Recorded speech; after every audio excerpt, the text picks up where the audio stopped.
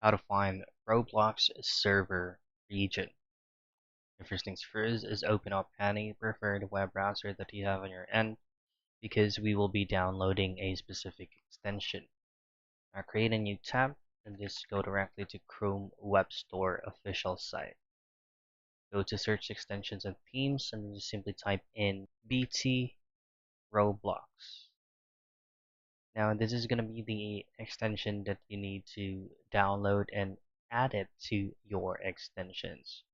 Once you have successfully added it, just go back to your Roblox client, and then in here, make sure that that extension that we downloaded earlier is activated.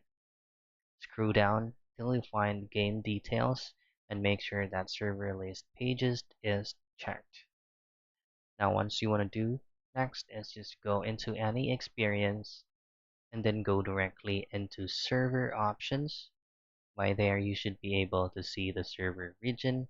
If not, just simply refresh the page. And that's it. That is how you find Roblox server regions.